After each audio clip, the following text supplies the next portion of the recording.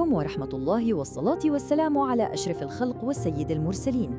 فالعالم ديال الجيوسياسة كاينة لحظات نادرة، لحظات فين الخرائط الذهنية كتعاود تترسم من جديد.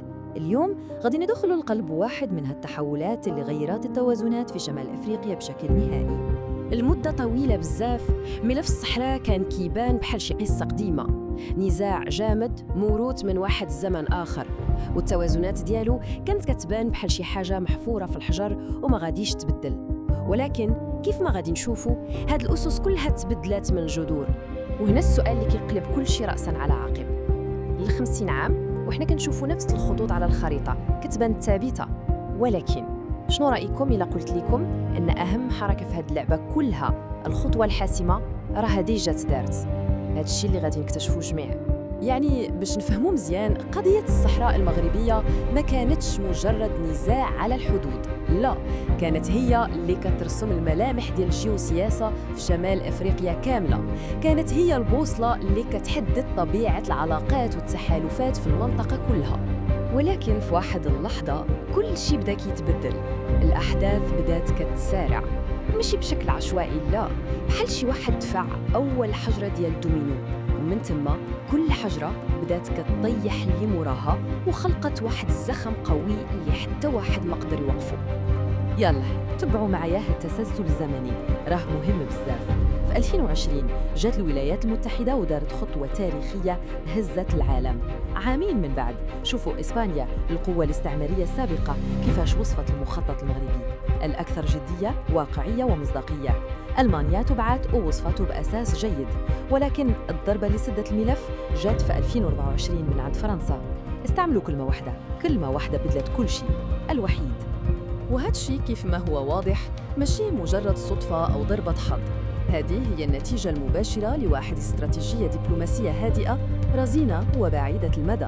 استراتيجية قادها بحكمة وتبصر جلالة الملك محمد السادس حفظه الله ورعاه. سياسة مبنية على الصبر والوضوح وبناء شراكات حقيقية أساسها الاحترام والمصالح المشتركة. وقبل ما ندخل لقلب رقعة الشطرنج هذه، اسمحوا لي نقول واحد الكلمة.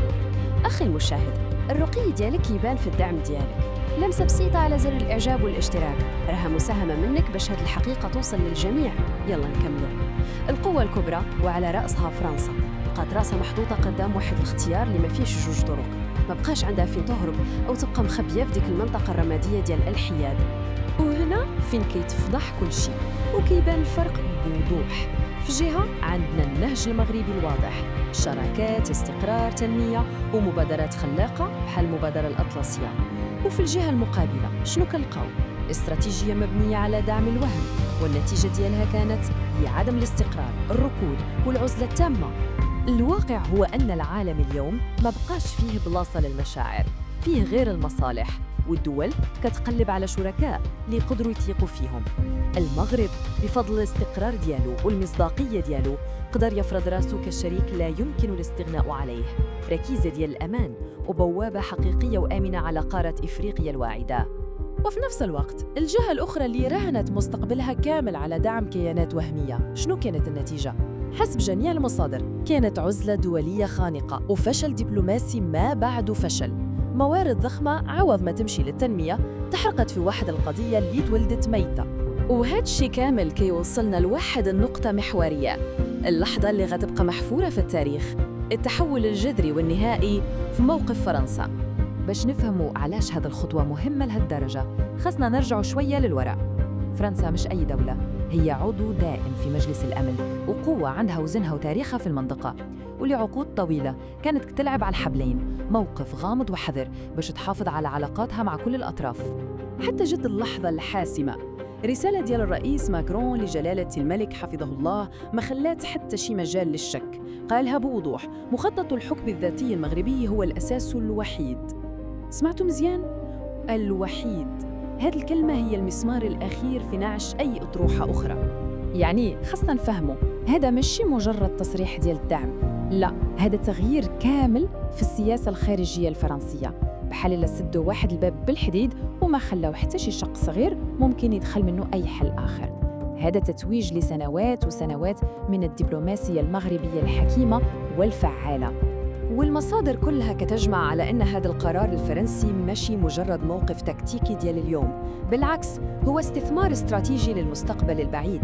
المصالح اللي كتربط بين البلدين دابا أعمق وأكبر من أنها تسمح بأي تراجع، تماماً كيف ما وقع مع الاعتراف الأمريكي اللي ولا حقيقة ثابتة. إذن ملي كيتجمع هادشي كامل شنو كنلقاو راسنا قدام نظام إقليمي جديد، خريطة جيوسياسية جديدة كتعاود تترسم قدام عينينا في هذه اللحظة. الواقع الجديد بكل بساطة هو كالتالي: أولاً، مكانة المغرب كقوة إقليمية حقيقية ما بقاش فيها نقاش. ثانياً، مخطط الحكم الذاتي خدا واحد المسار دولي اللي ما يمكنش يرجع للوراء. ثالثاً، الخصوم كيعيشوا في واحد العزلة ما عمرهم شافوها. رابعاً، بدت صفحة جديدة ديال الشراكة بين المغرب وفرنسا. والخلاصة أن ميزان القوى في المنطقة اتبدل وبشكل نهائي.